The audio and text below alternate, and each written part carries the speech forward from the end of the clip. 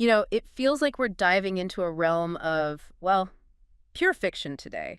But trust me, we are keeping our feet firmly planted in practical science. That's a good way to put it.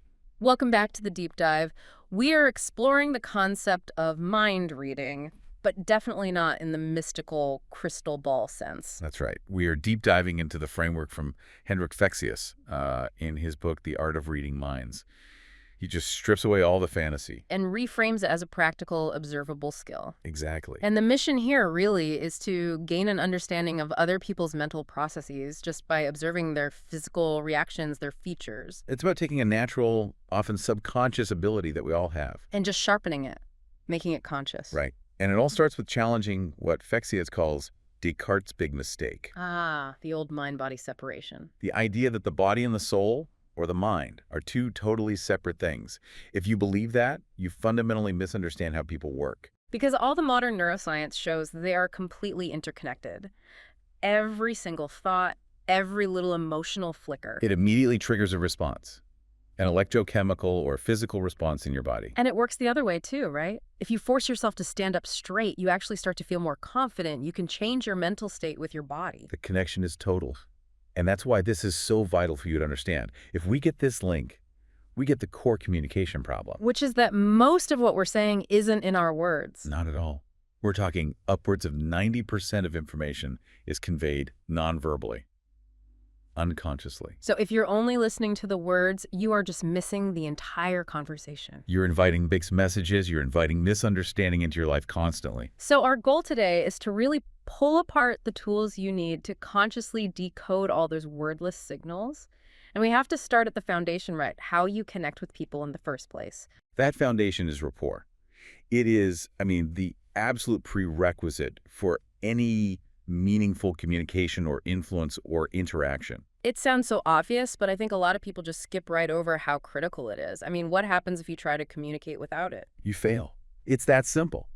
You might be completely right. You might have the most brilliant idea in the world. But if you lack rapport, people won't listen. They won't engage. You lack that mutual trust, that consent, that openness. And the basic rule for generating this instant connection is actually, it's kind of counterintuitive. It is. You have to adapt to the other person's preferred, and this is key, nonverbal communication style. You're signaling that you're similar to them. That's the powerful psychological mechanism. When I adapt to your style, I am communicating without a single word. I am like you. I get you. And we naturally like people who are like us. Exactly. If you feel understood and liked, you're just exponentially more likely to be open and cooperative. So this adaptation process, that's really the learning journey itself. The author lays out this path, right? Yeah, he does.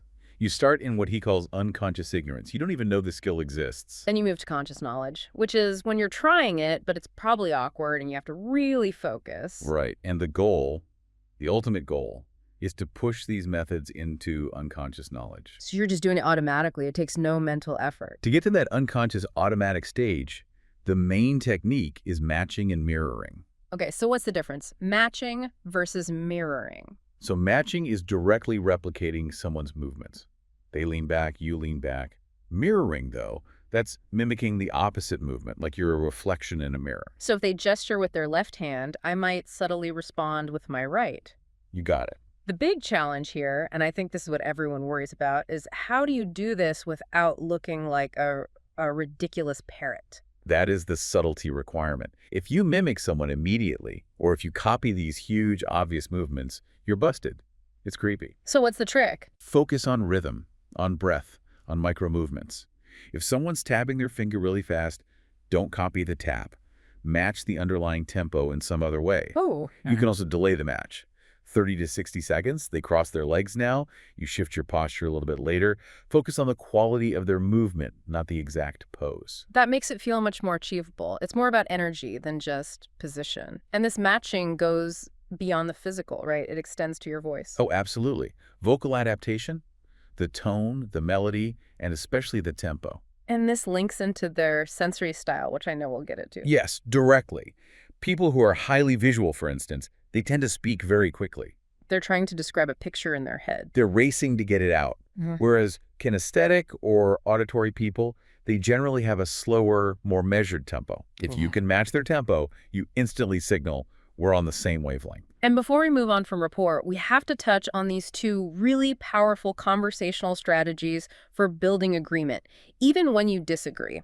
Okay, first up is opinion aikido. Think of it like intellectual martial It's art. deflecting. You find something, anything, no matter how small, to agree with first. Mm. If you just say, I disagree with everything you just said, you hit a brick wall of resistance. But if you start with something like, I really appreciate how clearly you laid out that data, you found common ground.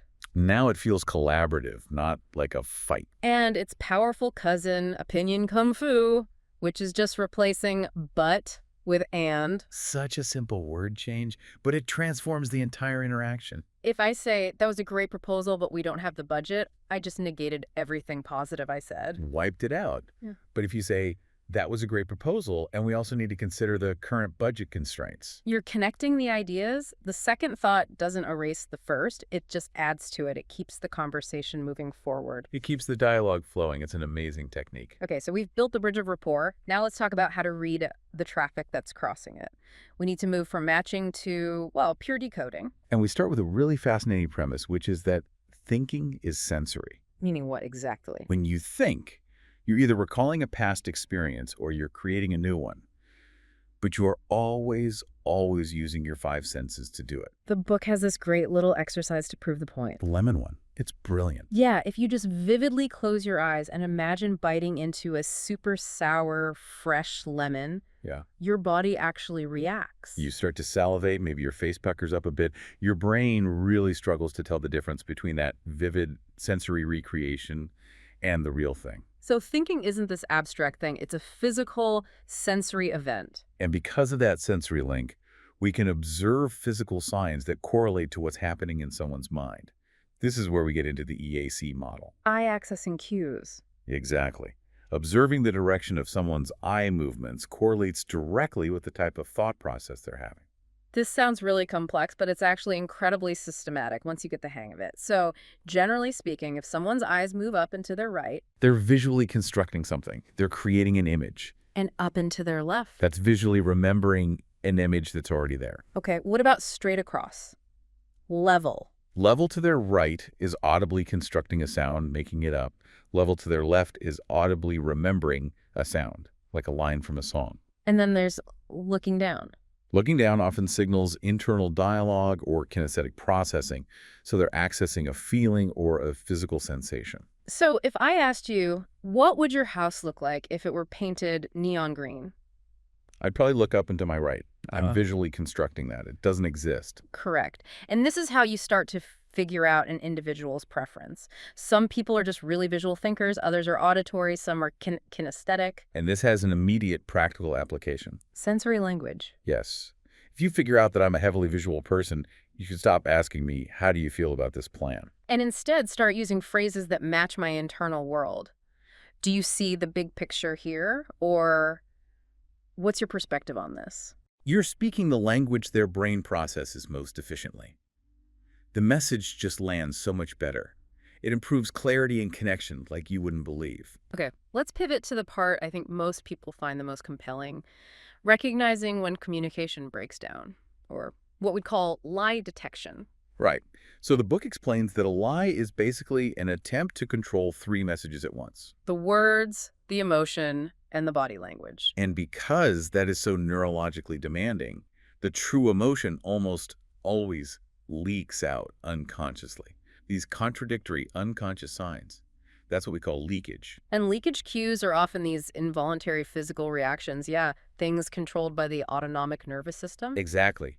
Sudden blushing or flushing, sweating, a change in breathing, maybe the pupils widen a little bit. Facial expressions are a huge one too. A genuine smile, for instance. It involves the muscles around the eyes, the crow's feet. And it's symmetrical. A fake smile often just uses the mouth. It might be lopsided or the timing is just off. You can also hear it in the voice, right? A sudden hike in pitch, or they start talking faster to get through the story. Or unusual pauses as their brain is just frantically working to keep the story straight. Then you have the little gestural slips, the small repetitive movements like scratching the nose or rubbing an eye. Covering the mouth, classic barrier gestures, trying to subconsciously block the falsehood. But I have to ask the crucial question here because I think our audience is going to immediately worry about getting this wrong.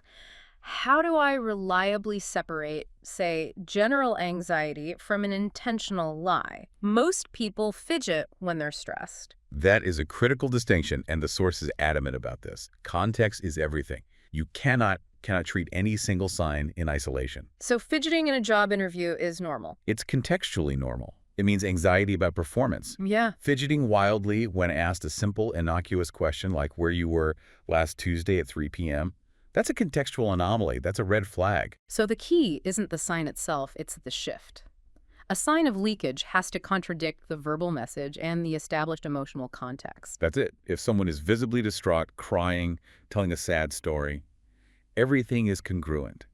If they're smiling and saying they're fine, but their hands are clenched and their voice is tight, That's leakage. that's leakage. And if you suspect it, the worst thing to do is accuse them. You'll just get resistance. Stick to your opinion, Aikido. Soften the dialogue. Try to understand the source of their stress and open a path for them to correct their story without losing face. This focus on leakage brings us right to emotion, because the source confirms that emotions are, well, they're always revealed. They're automated survival mechanisms. They activate bodily responses way faster than our rational thought can even catch up.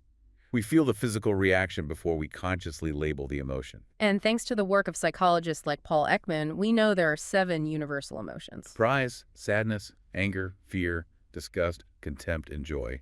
And they're expressed identically across all cultures.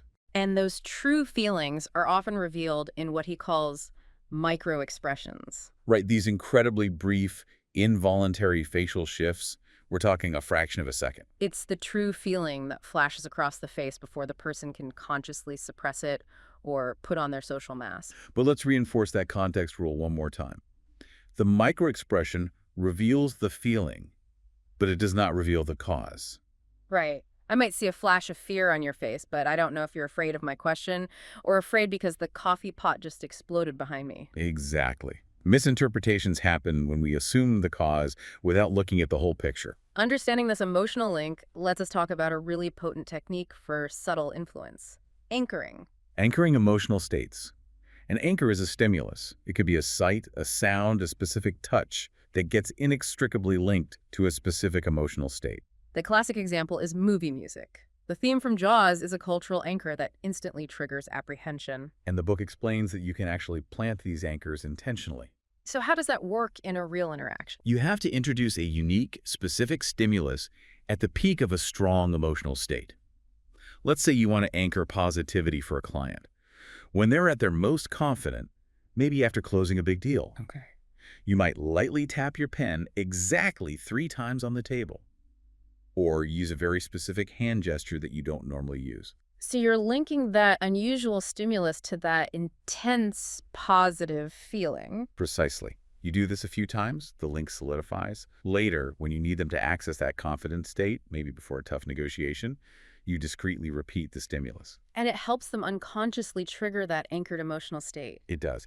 And it's critical, as the author states, that you're ethically responsible here. Be very cautious not to create negative anchors by accident. That's a powerful idea.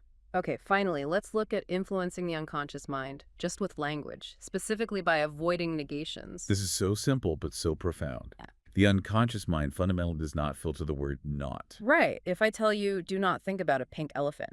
What's the first thing you do? You have to process the image of a pink elephant before you can even try to not think about it. So to influence someone positively, you have to reframe your language to focus on the desired outcome. Instead of saying, don't mess up the presentation, You should say, focus on delivering a clear, impactful message. that positive instruction implants the image of success. Instead of reinforcing the very negative idea you wanted them to avoid, you're guiding their mind where you want it to go. Wow. We have covered a huge amount of practical ground, from mirroring posture to triggering emotions. As we start wrapping up, let's just revisit the importance of being adaptable. Yeah, the author has this great story about a conference where he totally failed to connect with a managing director during a lunch break. The guy just looked bored, disapproving. And Fexeus realized his mistake. He was communicating in a fast, visual way, but the managing director was deeply kinesthetic. So he corrected it mid-conversation. He slowed his tempo, lowered his voice, and started using language focused on feeling concepts, on grasping ideas. And it immediately shifted the dynamic. The moral of the story is huge.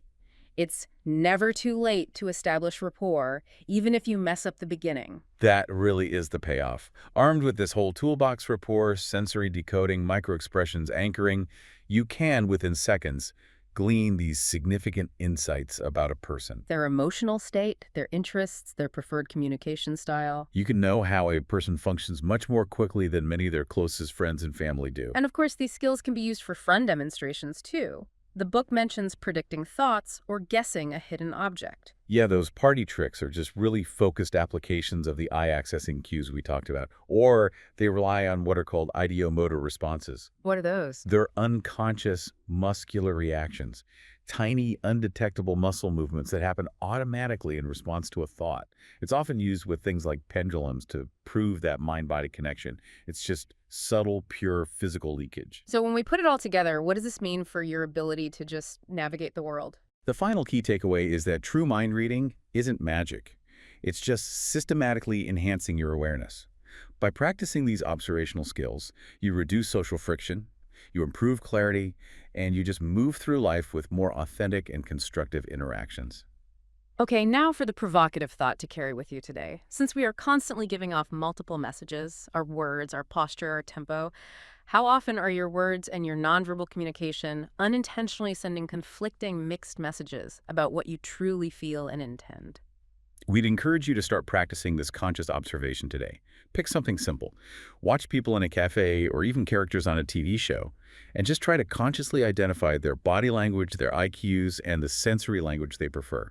Start moving those skills from conscious knowledge toward automaticity. Thank you for taking this deep dive with us.